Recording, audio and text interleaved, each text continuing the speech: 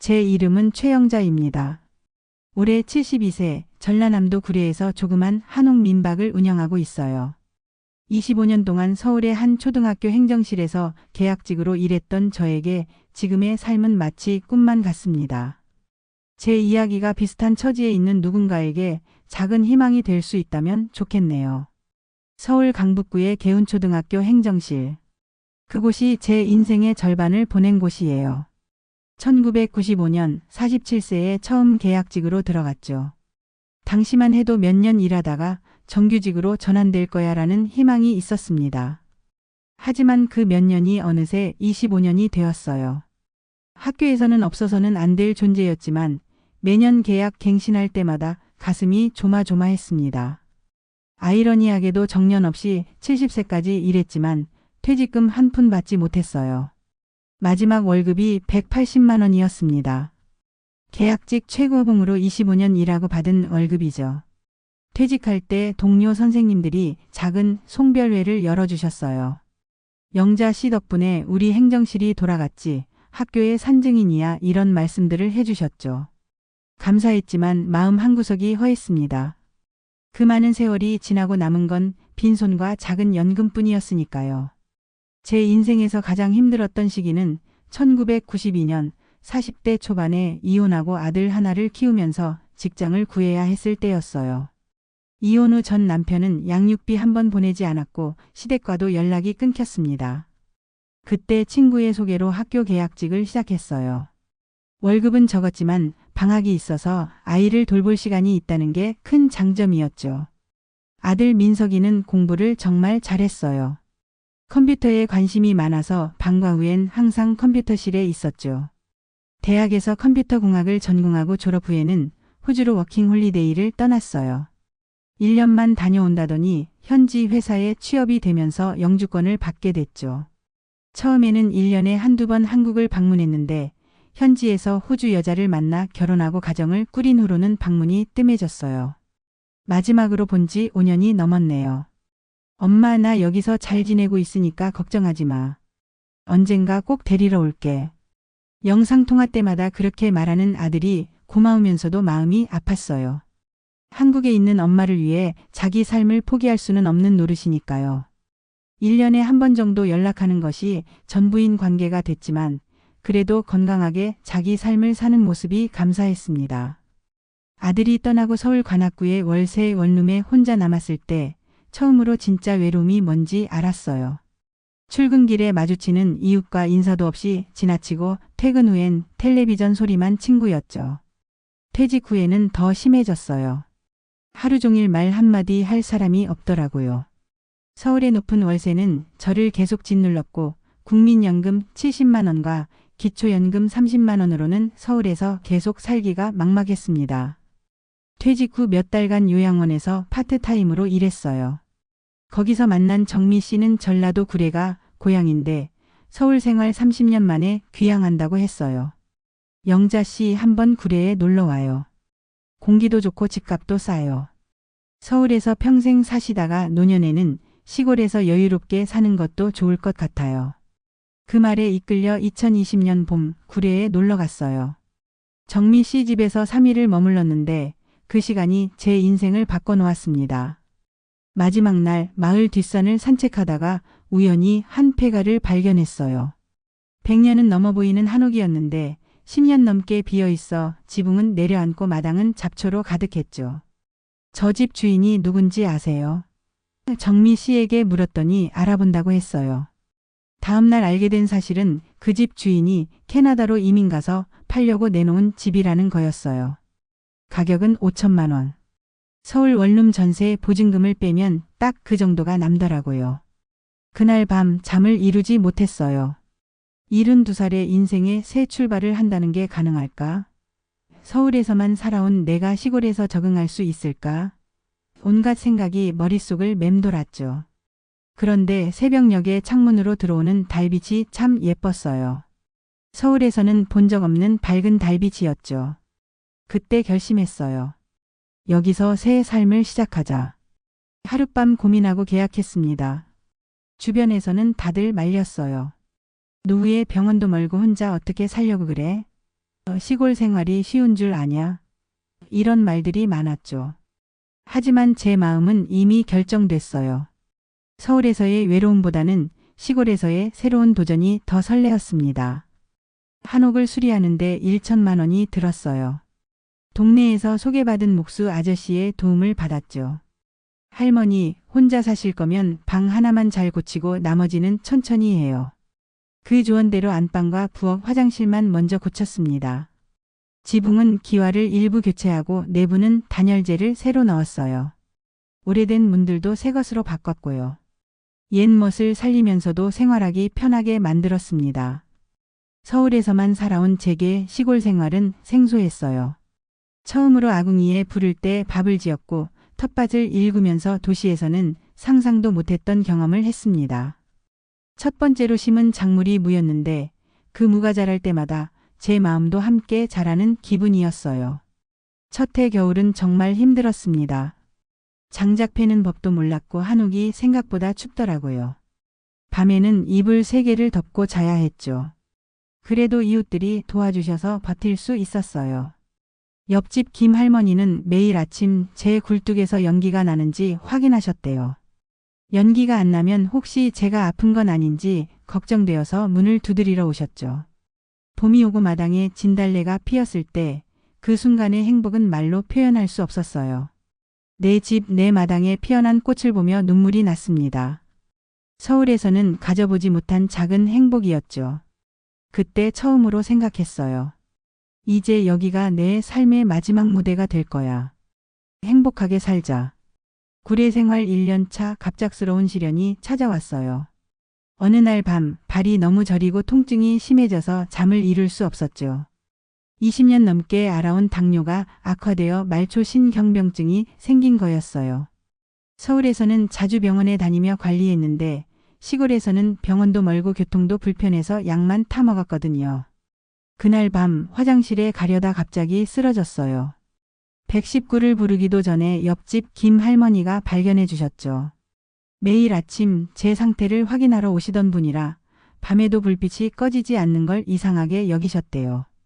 다행히 빨리 병원에 실려갔고 일주일간 입원 치료를 받았습니다. 할매가 혼자 살면서 건강도 안 챙기면 어떡해요. 이러다 큰일 나요. 의사 선생님이 걱정하셨죠. 그때 깨달았어요.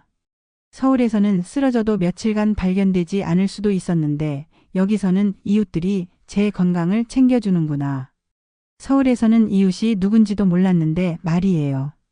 퇴원 후 김 할머니와 마을 주민들이 번갈아가며 저를 돌봐주셨어요. 누군가는 밥을 해주고 또 누군가는 약을 타다 주셨죠. 은퇴 전 제가 근무하던 학교에서도 이런 정을 느끼지 못했는데 온 마을이 한 가족처럼 챙겨주는 모습에 감동했습니다. 하지만 처음부터 마을 사람들과의 관계가 순탄했던 건 아니에요. 처음엔 서울에서 온 할머니라는 꼬리표가 따라다녔어요. 말투도 다르고 생활 방식도 달라 주민들과 어울리기 어려웠죠. 특히 마을 모임에서 종종 제 의견을 내는 것이 서울 사람이 잘난 척한다는 오해를 샀어요. 한 번은 마을 잔치에서 음식을 준비했는데 제가 만든 나물이 서울식이라 맛이 없다고 뒷말이 나왔어요. 상처받았지만 오히려 그걸 계기로 마을 어르신들에게 진짜 시골 음식 만드는 법을 배우기 시작했죠. 김 할머니에게 고사리 나물 무치는 법을, 이 할머니에게는 된장찌개 끓이는 법을 배웠어요. 점점 마을 사람들과 마음의 거리가 가까워졌습니다. 제가 서울에서 가져온 커피 머신으로 카페라떼를 만들어 대접했더니 할머니들이 신기해 하셨어요. 어휴, 이런 거 처음 먹어본다. 도시에서는 다들 이런 걸 마시나. 그러면서 저도 그분들에게 커피 만드는 법을 가르쳐 드렸죠. 서로의 문화를 나누다 보니 어느새 서울에서 온 할머니가 아닌 우리 영자가 되어 있었어요. 인생의 전환점은 우연히 뒷산에서 야생화를 발견한 날이었어요. 봄날 산책을 하다 보라색 꽃무리를 발견했는데 그게 제비꽃이었죠. 서울에서는 화분에서만 보던 꽃이 자연 속에서 피어있는 모습이 너무 예뻤어요. 그날부터 야생화에 관심을 갖게 됐습니다. 마을 할머니들에게 야생화 약초에 대해 배웠어요. 장 할머니는 30년간 약초를 캐서 생계를 꾸려온 분이었는데 그분에게 산에서 자라는 식물들의 이름과 쓰임새를 하나하나 배웠죠. 도라지, 더덕부터 시작해서 황기, 당귀까지. 산에 갈 때마다 새로운 식물을 알게 되는 즐거움이 컸어요. 약초는 몸에 좋고 야생화는 마음에 좋다. 장할머니의 말씀처럼 정말 야생화를 보면 마음이 편안해졌어요. 점차 집 주변에 작은 야생화 정원을 만들었습니다. 산에서 캐온 야생화 중 멸종 위기에 처한 것들을 집 마당에 심고 가꾸는 일이 새로운 낙이 되었어요. 처음에는 꽃 이름 3개를 외우는 것도 힘들었는데 이제는 50종이 넘는 야생화의 이름과 피는 시기, 특징까지 모두 외우게 됐어요. 제비꽃, 노루오줌, 할미꽃, 금낭화, 페랭이꽃. 계절마다 다른 꽃들이 피고 지는 걸 보는 게 일상의 행복이 되었습니다. 구례 생활 2년 차에는 오랫동안 미뤄왔던 백내장 수술을 받았어요. 서울에서는 비용 때문에 망설였는데 여기서는 군에서 지원하는 의료 서비스를 이용할 수 있었거든요. 수술 후 선명해진 시력으로 처음 본 마당의 야생화와 산의 풍경은 감동 그 자체였어요. 할머니, 이제 잘 보이세요? 수술 후 의사 선생님이 물으셨을 때 눈물이 나더라고요. 네, 정말 잘 보여요. 꽃 색깔이 이렇게 선명한 줄 몰랐어요. 수술 후 집에 돌아와 마당을 봤을 때 그 색감이 너무 선명해서 울컥했어요. 내가 그동안 얼마나 흐릿한 세상을 보고 있었는지 몰랐던 거죠. 그날부터 더 열심히 꽃을 가꾸기 시작했어요. 마당뿐만 아니라 집 앞 작은 텃밭에도 야생화를 심었죠. 지나가는 동네 사람들이 영자 씨네 집은 꽃밭이네라고 할 때마다 가슴이 뿌듯했어요. 내 손으로 만든 작은 천국이니까요. 백내장 수술 후 가장 행복했던 순간은 밤하늘의 별을 선명하게 볼 수 있게 된 거였어요. 서울에서는 밤하늘의 별이 몇 개 보이지 않았는데 구례에서는 수백, 수천 개의 별이 빛나는 걸 볼 수 있었죠. 맑은 여름밤에는 마당에 돗자리를 깔고 누워 별을 보는 게 취미가 되었어요. 2년차 가을 마을 행사에서 큰 변화가 있었어요. 제가 야생화와 약초에 관심이 많다는 걸 아신 이장님이 저를 마을 행사의 약초차 담당으로 지명하셨죠. 처음으로 마을에서 인정받는 역할을 맡게 된 거였어요. 산에서 직접 채취한 구기자, 국화, 솔잎으로 차를 만들어 대접했는데 다들 맛있다고 해주셨어요. 그때 장할머니가 제게 귀띔해 주셨어요. 영자야, 네가 서울서 와서 처음엔 다들 경계했는데 이제 마을 사람이 다 됐구나. 네 약초차 맛있다고 동네방네 소문났어. 그 말을 들었을 때 가슴이 뭉클했어요. 2년 만에 진짜 마을 사람이 된 거죠. 가을이 깊어가던 어느 날 우연히 한 젊은 부부가 제 집 앞에서 사진을 찍고 있었어요. 마당의 야생화가 예뻐 보였다고 하더라고요. 이야기를 나눠보니 서울에서 귀촌한 30대 부부였어요. 남편 경호 씨는 웹디자이너였고 아내 미나 씨는 블로거라고 했죠. 할머니, 이 집과 정원이 너무 예뻐요. 인스타그램에 올려도 될까요? 미나 씨가 물었어요. 인스타그램이 뭔지도 몰랐지만 사진 찍는 건 괜찮다고 했죠. 그날 저녁 두 사람이 노트북을 들고 찾아왔어요. 할머니 이야기가 너무 감동적이에요. 인스타그램 계정을 만들어 할머니의 한옥과 야생화 정원을 알리면 어떨까요? 많은 사람들에게 영감을 줄 수 있을 것 같아요. 처음에는 망설였어요. 72세에 그런 걸 어떻게 하냐고요. 하지만 미나 씨의 열정에 못 이겨 동의했죠. 그렇게 한옥 할머니의 야생화 정원이라는 인스타그램 계정이 탄생했습니다.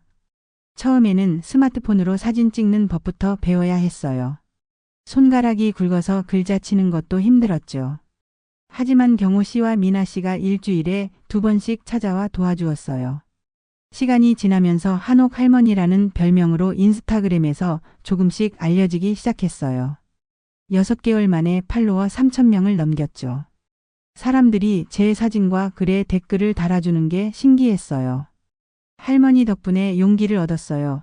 저도 언젠가 할머니처럼 살고 싶어요. 이런 댓글들이 달릴 때마다 가슴이 뭉클했습니다. 어느 날 인스타그램을 통해 한 젊은 커플이 메시지를 보냈어요. 저희가 주말에 할머니 한옥에서 하룻밤 묵을 수 있을까요? 그 아름다운 정원과 한옥을 직접 경험해보고 싶습니다. 처음엔 당황했어요. 내 집에 낯선 사람을 재우는 게 불안했거든요. 하지만 경호 씨와 미나 씨가 민박 운영 방법을 알려주겠다고 했고 그렇게 제 첫 민박 손님을 맞이했습니다. 급하게 작은 방을 정리하고 새 이불을 준비했어요. 손님 맞이는 처음이라 긴장됐지만 그들이 마당의 야생화에 감탄하고 제가 내린 약초차를 맛있게 마시는 모습을 보니 뿌듯했어요. 떠나기 전 그들이 남긴 감사 메시지는 큰 보람이었습니다. 할머니 덕분에 힐링했어요. 이곳에서의 하룻밤은 평생 잊지 못할 거예요. 할머니가 들려주신 인생 이야기, 약초차, 그리고 아침에 정원에서 본 풍경. 모든 것이 특별했습니다. 그날 밤 일기에 내 인생의 새로운 장이 열렸다고 썼어요. 72세에 새로운 직업이 생긴 거죠. 그렇게 시작된 제 한옥 민박은 입소문을 타기 시작했어요. 특히 계절마다 다른 야생화가 피는 정원과 직접 만든 약초차가 방문객들에게 인기였습니다. 주말마다 서울에서 오는 손님들로 한 달에 80만 원 정도의 수입이 생겼어요. 국민연금 70만 원과 기초연금 30만 원에 더해진 이 수입으로 생활이 한결 여유로워졌습니다. 손님들이 가장 좋아하는 건 아침에 정원에서 마시는 쑥차였어요. 제가 직접 캐서 말린 쑥으로 차를 끓이는데 그 향이 도시에서는 맡을 수 없는 거라고 하더라고요. 약초차 만드는 법을 물어보는 분들이 많아서 이제는 작은 클래스도 열고 있어요. 주말에 2시간씩 약초차 만드는 법을 알려주는데 이것도 작은 수입이 됩니다. 지금 제 삶은 서울에서 상상할 수 없었던 모습이에요. 아침에 일어나면 정원의 꽃들에게 인사하고 텃밭에서 채소를 따고 산에서 약초를 캐고 때로는 손님들에게 제 인생 이야기를 들려주며 함께 웃고 울기도 합니다. 몸은 불편해도 마음만은 그 어느 때보다 건강해진 것 같아요. 처음 구례에 정착했을 때 가장 걱정됐던 건 경제적인 부분이었어요. 국민연금 70만 원과 기초연금 30만 원, 월 100만 원으로 생활하는 것은 결코 쉽지 않았습니다. 전기요금과 통신비, 식료품비와 의료비를 제외하면 남는 것이 거의 없었죠. 서울에서는 상상도 할 수 없는 삶이었지만 시골에서는 다른 방법이 있더라고요. 처음에는 서울처럼 마트에서 장을 보려고 했어요. 그런데 그렇게 하면 돈이 모자라더라고요. 한 달 식비가 30만 원 넘게 나왔거든요. 마을 할머니들이 알려준 방법으로 바꾸기 시작했어요. 텃밭에서 채소를 직접 키우니 식비가 많이 줄었고 난방은 주변 산에서 모아온 나무로 해결했죠. 가장 큰 변화는 물물교환 문화였어요. 영자야, 내가 오늘 깻잎 많이 땄는데 좀 가져가. 이웃집 정 할머니가 깻잎을 가져오시면 저는 제가 기른 상추를 드리는 시기였죠. 누군가 텃밭에서 물을 많이 수확하면 나눠 갖고 제가 산에서 약초를 많이 캐면 마을 분들에게 나누었어요. 도시에서는 모든 것을 돈으로 해결해야 했지만 여기서는 서로 돕는 문화가 살아 있었습니다. 약값이 가장 부담스러웠어요.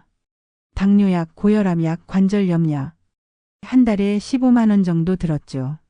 그런데 마을보건소에서 만 65세 이상 저소득층을 위한 의료비 지원 프로그램이 있다는 걸 알게 됐어요. 신청해보니 약값의 70%를 지원받을 수 있더라고요. 그렇게 약값 부담도 줄었습니다. 옷이나 생필품은 동네 오일장에서 구입했어요. 서울 백화점에서 산 비싼 옷들보다 시장에서 산 5천 원짜리 면바지가 훨씬 편하고 실용적이었죠. 사계절 내내 입을 수 있는 옷 몇 벌이면 충분했어요. 돈을 많이 안 써도 풍족하게 사는 법을 배웠습니다. 인스타그램을 시작하고 큰 변화가 찾아왔어요. 미나 씨는 제게 스마트폰 사용법을 알려주면서 할머니, 이제 디지털 세상에 발을 들이셨네요 라고 웃었죠. 처음엔 사진 찍는 것도 어려웠어요.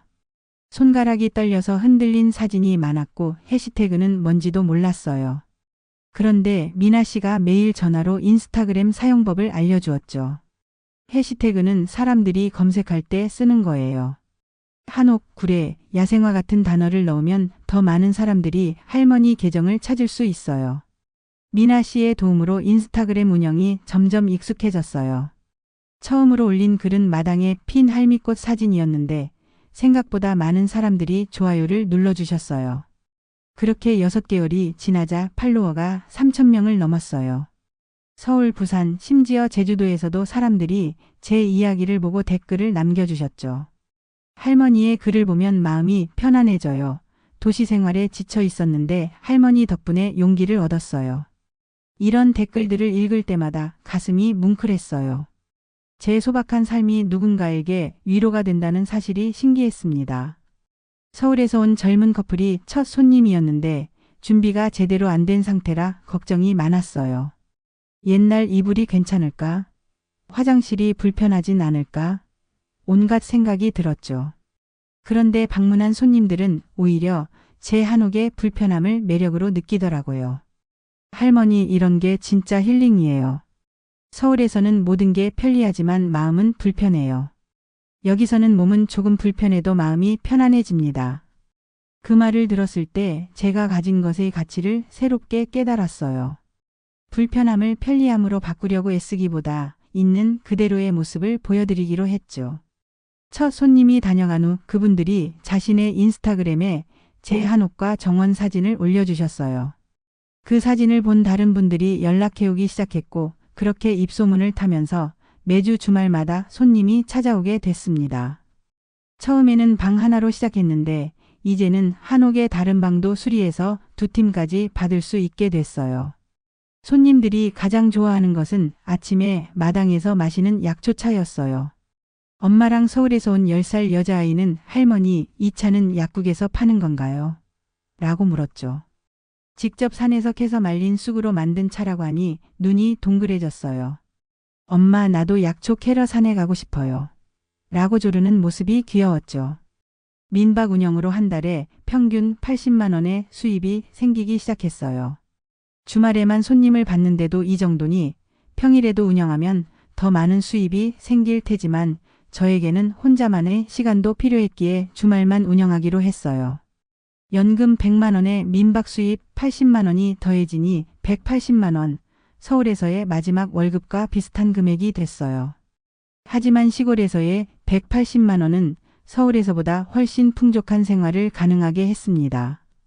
한 번은 부산에서 온 음악 선생님 일행이 방문했는데 마당에서 작은 음악회를 열어주셨어요.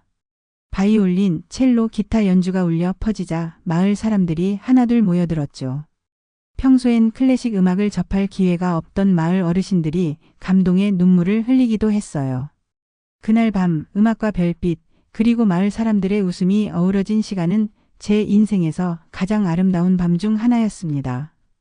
민박을 운영하면서 가장 힘든 점은 몸이 따라주지 않을 때였어요. 당뇨 합병증으로 발이 저릴 때가 있고 나이 탓인지 허리도 아프고 무릎도 시큰거렸죠. 손님이 있을 때는 아픔을 내색하지 않으려 했지만 가끔은 힘들었어요. 그런 날은 마을 청년들이 도와주었어요. 장작을 패주기도 하고 무거운 이불을 말려주기도 했죠. 야생화 정원이 점점 유명해지면서 특별한 사람들도 찾아왔어요. 어느 날은 방송국에서 연락이 왔어요. 최영자님의 인생 이야기와 야생화 정원을 다큐멘터리로 만들고 싶습니다. 처음에는 카메라 앞에 서는 게 너무 부끄러웠지만 용기를 내어 촬영에 응했어요. 다큐멘터리가 방영된 후에는 더 많은 사람들이 저를 찾아왔고 민박은 주말마다 예약이 꽉 찼습니다. 약초차 클래스도 인기가 많아졌어요. 처음에는 단순히 약초차 끓이는 법만 알려드렸는데 이제는 약초의 효능과 채취 시기, 보관법까지 알려드리고 있어요. 도시에서 오신 분들이 이런 지식은 대학에서도 배울 수 없는 것이라고 말씀해 주실 때 뿌듯했어요. 할머니들에게 배운 지혜가 다시 다른 사람들에게 전해지는 과정이 의미 있었습니다. 2023년 봄에는 특별한 프로젝트를 시작했어요. 한옥 할머니의 사계절 약초 달력이라는 책자를 만들었죠. 미나 씨가 사진을 찍고 제가 약초에 대한 설명을 썼어요. 인스타그램 팔로워들에게 판매했는데 첫 인쇄분 100부가 일주일 만에 모두 팔렸어요. 그때 처음으로 내가 만든 것이 돈이 될 수 있구나라는 사실에 놀랐습니다. 민박 운영 3년 차가 되면서 이제는 연간 200명 정도가 제 한옥을 찾아옵니다. 방명록에는 전국 각지에서 온 사람들의 감사 메시지가 가득해요. 특히 제가 들려주는 인생 이야기를 듣기 위해 재방문하는 이들도 많아졌어요. 어떤 분은 할머니의 이야기가 제 인생의 전환점이 되었다고 말씀해 주셨는데 그 말을 들었을 때 눈물이 났어요. 구례에서의 새 생활이 4년째 접어들면서 이제는 정말 이곳이 제 고향처럼 느껴져요. 마을 사람들은 더 이상 저를 서울에서 온 할머니라고 부르지 않고 그냥 우리 영자라고 부릅니다. 동네 행사에는 빠지지 않고 참석하고 마을길 청소나 경로당 운영에도 적극적으로 참여하고 있어요. 연간 200명이 넘는 방문객들이 제 한옥을 찾아오지만 그 중에서도 특별히 기억에 남는 손님들이 있어요. 작년 가을 암투병 중인 40대 여성이 찾아왔어요. 항암 치료로 머리카락이 모두 빠진 상태였는데 인스타그램에서 제 한옥과 정원을 보고 마지막으로 아름다운 곳에서 휴식을 취하고 싶다고 연락해 오셨대요. 그분을 위해 특별히 기운을 북돋워주는 약초차를 준비했어요. 황기, 당귀, 구기자를 넣은 차였죠. 밤새 이야기를 나누며 그분의 삶과 아픔, 두려움에 대해 들었어요. 떠나기 전 그분이 제게 말했어요. 할머니, 저는 제 병이 낫지 않을 수도 있다는 걸 알아요. 하지만 이곳에서 보낸 하룻밤 덕분에 남은 시간을 더 의미 있게 보낼 용기가 생겼어요. 그 말을 들었을 때 제가 하는 일의 진정한 가치를 깨달았어요. 단순히 잠자리를 제공하는 것이 아니라 사람들에게 위로와 용기를 주는 일이었던 거죠. 3개월 후 그분에게서 편지가 왔어요. 항암 치료가 생각보다 잘 되고 있다는 소식이었죠. 할머니의 약초차와 이야기가 제게 살아갈 힘을 주었어요라는 말에 하루 종일 행복했습니다. 또 다른 특별한 손님은 70대 부부였어요. 결혼 50주년을 맞아 처음으로 둘만의 여행을 왔다고 하셨죠. 그동안 자식들 뒷바라지하느라 두 분만의 시간을 가져본 적이 없었대요. 할아버지가 손수 쓴 편지를 할머니께 낭독하는 모습을 보며 저도 모르게 눈물이 났어요. 50년의 세월이 녹아있는 사랑의 무게가 느껴졌거든요. 방명록에는 전국 각지에서 온 사람들의 이야기가 담겨 있어요. 할머니 덕분에 용기를 얻었어요. 내 인생의 전환점이 되었어요. 할머니처럼 나도 새로운 삶을 시작하고 싶어요. 이런 메시지들을 읽을 때마다 제가 하는 일에 자부심을 느껴요. 제 경험이 누군가에게 도움이 된다는 사실이 너무 행복합니다. 호주에 사는 아들과의 관계도 변화가 생겼어요. 구례로 이사온 첫 해에는 거의 연락이 없었는데 인스타그램을 시작하고 나서 아들이 제 계정을 팔로우하기 시작했어요. 처음에는 댓글도 없이 조용히 지켜보더니 어느 날 메시지가 왔어요. 엄마 정말 행복해 보여요. 엄마가 이렇게 활기찬 모습은 처음 봐요. 5년 만에 영상통화로 만난 아들은 제 변화에 놀랐어요. 서울에서 늘 근심 많던 어머니가 시골에서 활기차게 지내는 모습에 감동한 것 같았어요. 엄마가 완전히 달라졌어. 훨씬 행복해 보여. 그 말이 참 고마웠어요. 손주들에게 보여줄 한국의 모습이 서울 아파트가 아니라 이 한옥이라는 게 좋다고 하더라고요. 올해는 특별한 일이 있어요. 아들 가족이 10년 만에 한국을 방문할 예정이에요. 아들, 며느리, 그리고 한 번도 만난 적 없는 두 손주까지. 생각만 해도 가슴이 벅차요. 손주들이 야생화 정원에서 뛰어노는 모습을 상상하면 눈물이 나요. 그들이 올 때까지 정원을 더 예쁘게 가꾸고 한옥도 깨끗이 단장할 계획이에요. 당뇨 합병증으로 가끔 발이 저리고 허리도 아프지만 예전보다 마음이 훨씬 건강해졌어요. 서울에서는 늘 불안하고 우울했어요. 은퇴 후에 뭘 하고 살지, 돈은 충분할지, 병이 나면 누가 돌봐줄지. 그런 걱정이 끊이지 않았죠. 불안감이 너무 커서 약을 먹어도 잠을 못 잤어요. 지금은 약 없이도 잘 자요. 새소리에 일어나고 별 보며 잠드는 생활이 마음의 병을 치유해 준 것 같아요. 몸이 불편해도 마음이 편안히 견딜만해요. 아침마다 마당에 나가 야생화에 물을 주는 일상이 저를 지탱해주고 있어요. 한 식물학자 손님이 제게 말했어요. 할머니는 식물을 돌보면서 자신도 치유하고 계신 거예요. 정말 그런 것 같아요. 마을 할머니들과는 더 각별한 관계가 됐어요. 처음엔 서울 여자라고 조금 거리감을 두던 분들이 이제는 저를 진짜 마을 사람으로 받아들이셨어요. 특히 장할머니와는 거의 매일 만나요. 두 분 다 혼자 사시는데 서로 의지하며 지내고 있죠. 아침에 굴뚝에서 연기가 나는지 확인하는 것은 이제 우리의 일상이 됐어요. 최근에는 특별한 프로젝트를 시작했어요. 마을 할머니들과 함께 사라져가는 야생화를 보존하는 일이에요. 각자의 집 마당에 야생화 정원을 만들고 씨앗을 교환하며 멸종 위기의 토종 야생화를 지키는 거죠. 우리가 어릴 때는 흔했던 꽃들이 이제는 찾아보기 힘들어요. 개발로 인해 자생지가 사라지고 있거든요. 우리 할머니들이 이 꽃들을 지키지 않으면 누가 지키겠어? 장 할머니의 말씀에 다들 공감했어요. 현재 마을 어르신 10분이 함께 하고 계세요. 올해는 특별히 서울에서 생태학자도 초청해서 야생화 보존에 대한 강의를 들었어요. 우리의 작은 노력이 미래 세대에게 물려줄 작은 유산이 될 거라고 생각해요. 지난 겨울에는 재미있는 일도 있었어요. 제가 키우는 야생화 중 하나가 미선나무예요. 멸종위기종이라 키우기 까다로운 나무인데 제 정원에서 유난히 잘 자랐어요. 그걸 본 군청 공무원이 찾아와서 번식 방법을 배워갔죠. 올해부터는 군에서 미선나무 보존 사업을 한다고 해요. 제 작은 취미가 지역 환경 보존에 도움이 된다니 뿌듯합니다. 72세에 새로운 꿈이 생겼어요. 야생화 할머니 학교를 만드는 거예요. 도시에서 은퇴하신 분들이 시골에 와서 야생화를 배우고 자연 속에서 힐링하는 프로그램이죠. 아직은 구상 단계지만 내년부터 작게나마 시작해 볼 생각이에요. 제가 경험한 행복을 더 많은 사람들과 나누고 싶어요. 지난 4년간의 구례 생활을 돌아보면 참 많은 변화가 있었어요.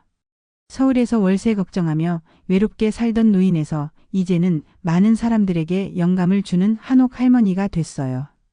연금 70만 원으로는 서울에서 방 한 칸도 구하기 힘들었지만 여기서는 내 집에서 내가 좋아하는 일을 하며 행복하게 살고 있어요. 돈이 많다고 행복한 게 아니더라고요. 내가 몰랐던 새로운 세상을 72세에 발견한 거죠. 때로는 몸이 아프고 힘들 때도 있지만 아침에 눈을 뜨면 창밖으로 보이는 야생화 정원과 멀리 보이는 산이 저에게 살아갈 이유를 매일 새롭게 알려줘요. 어제는 서울에서 온 대학생 자원봉사자들이 제 한옥 지붕을 수리해 줬어요. 그중 한 학생이 제게 물었죠. 할머니 인생에서 가장 행복한 순간이 언제였어요? 잠시 생각하다가 대답했어요. 지금이야. 72살의 지금이 내 인생에서 가장 행복한 때란다. 그 학생의 놀란 표정이 아직도 생각나요. 인생은 참 예측할 수 없는 것 같아요. 25년간 같은 일을 하며 안정을 추구했던 제가 70대에 완전히 새로운 삶을 시작할 줄 누가 알았을까요? 시련도 있었고 눈물도 흘렸지만 지금의 행복이 그 모든 것을 보상해 주는 것 같아요. 오늘도 마당에 나가 야생화에 물을 주며 생각했어요. 내일은 어떤 손님이 올까? 어떤 이야기를 나눌까? 기대감에 가슴이 설레요. 혼자 사는 것이 외롭지 않냐고 묻는 분들이 많은데 전 이렇게 대답해요. 몸은 혼자지만 마음은 결코 외롭지 않아요.